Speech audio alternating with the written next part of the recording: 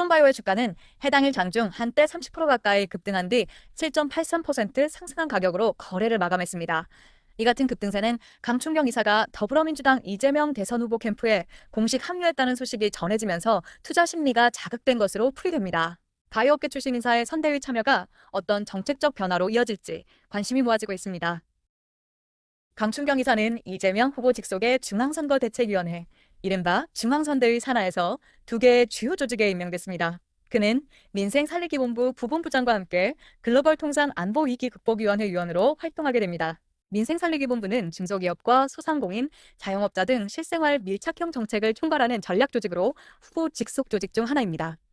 글로벌 통상 안보위기 극복위원회는 통상 및 안보 문제 대응을 위한 기획 조직으로 글로벌 책임 강국이라는 기조 아래 운영됩니다. 강충경 이사는 프롬바이오에서 기타 비상무 이사를 맡고 있으며 2024년 3월 주총을 통해 이사회에 합류했습니다.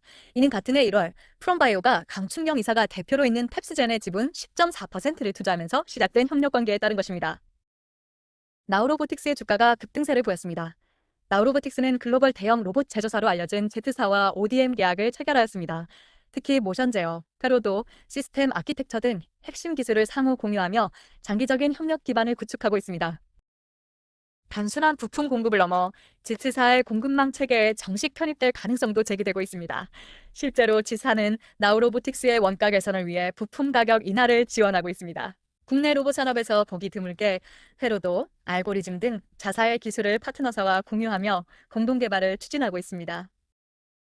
상장 전 수요 예측에는 2,400개 이상의 국내외 기관이 참여하며 역대 최다 기관 수를 기록한 바 있습니다. 일반 청약 경쟁률도 1,500대 1을 넘어서며 시장에 높은 기대감을 보여주었습니다. 2016년 설립된 나우로보틱스는 다관절 로봇, 스카라 로봇, 직교 로봇 등 다양한 산업용 로봇 제품군을 보유하고 있으며 로봇 제어 소프트웨어, 무인이동 로봇 정밀 주행 기술 등 핵심 원천 기술을 기반으로 한 경쟁력을 확보하고 있습니다. 산업용 로봇 시장은 2030년까지 연평균 8% 이상 성장할 것으로 전망되고 있습니다. 한진그룹의 지주회사인 한진칼이 급등하며 투자자들의 주목을 받았는데 그 배경에는 호방건설의 조용한 지분 확대가 중요한 역할을 했습니다. 이로 인해 한진그룹과 호방건설 간의 경영권 분쟁 가능성까지 제기되고 있는 상황입니다. 이 급등의 결정적인 이유는 바로 호방건설이 지분을 추가 매입했다는 공시 때문입니다. 호방건설 계열사인 호반호텔앤리조트는 지난해 3월부터 올해 4월까지 약 64만 주인 0.96%를 장내에서 매수했습니다. 호반 자체도 3만 주 이상을 추가로 매입하며 호반 측의 한진칼 지분율은 기존 17.44%에서 18.46%로 증가하게 됐습니다. 한진칼의 최대 주주는 조원태 한진그룹 회장과 특수관계인들인데요. 이들의 지분율은 약 20.12%입니다. 즉, 호반건설과의 격차는 1.5%포인트에 불과한 상황이 된 거죠. 호반건설 측은 이번 지분 확대가 단순 투자 목적이라고 밝히고 있지만 이미 2022년 경영권 분쟁의 당사자였던 KC자이로부터 지분을 인수해 2대 주주가 되었고 2023년엔 페노션으로부터 5.85% 지분을 추가 매입하며 조원태 한진그룹 회장과의 격차를 좁혀왔죠. 2023년 주총에선 이사 보수 증액 안에 반대표를 던지는 등 영향력을 행사하기도 했습니다. 한진그룹 측에도 방어카드가 있습니다. 산업은행은 한진칼의 10.58%의 지분을 보유하고 있으며 이는 조 회장 측의 우호적인 지분으로 평가됩니다. 또한 델타항공은 14.9%의 지분을 가지고 있으며 대한항공과 전략적인 파트너십을 유지하고 있습니다. 이 두 가지 지분을 합치면 조 회장 측의 우호 지분은 최대 45%에 이를 수 있다는 분석이 나옵니다. 하지만 변수가 여전히 존재합니다. 특히 산업은행의 지분은 언제든지 매각될 가능성이 있기 때문에 경영권 구도는 계속해서 변동할 수 있다는 점을 염두에 두어야 합니다.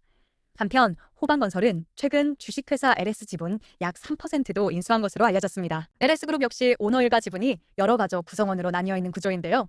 한진과 유사한 점이 있습니다.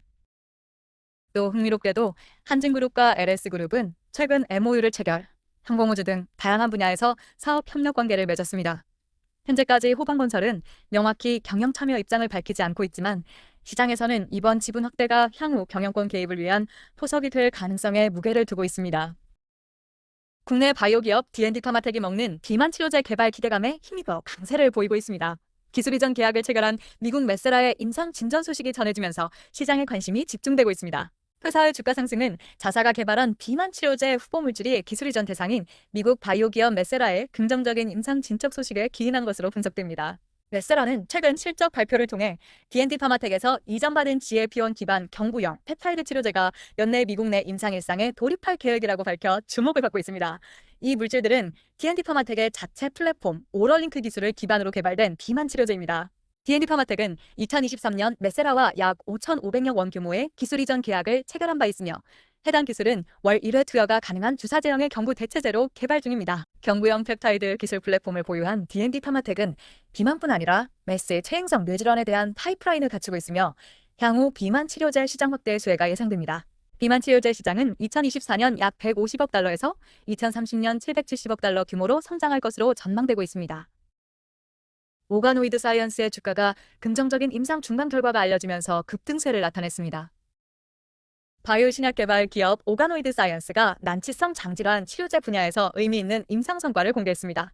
회사가 개발 중인 장 오가노이드 기반 재생 치료제 아톰씨가 글로벌 하크에서 임상 중간 결과를 발표하면서 투자자들의 관심도 크게 높아졌습니다. 오가노이드 사이언스는 최근 스페인 바르셀로나에서 개최된 2025 ESG 데이즈 유럽 소화기내 치경학회에서 자사의 장 오가노이드 치료제 아톰씨에 대한 임상 중간 결과를 발표했습니다. 이 연구는 고려대학교 구로병원 소화기내과 이범재 교수 연구팀 주도로 진행되었습니다. 아톰씨는 환자의 장 조직에서 채취한 세포로 자가 오가노이드를 배양한 후 생체 접착제인 피브린 글루를 이용해 대장 내시경으로 병변 부위에 직접 투여하는 국소 재생 치료제입니다.